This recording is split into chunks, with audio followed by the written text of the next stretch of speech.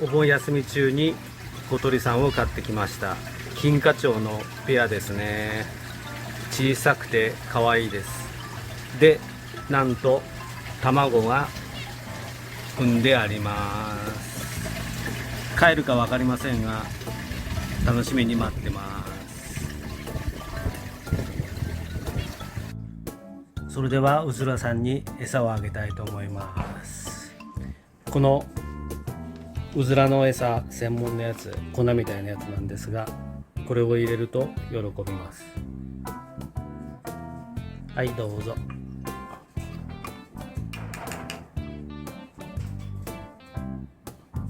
食べますね。よこさないでくれ。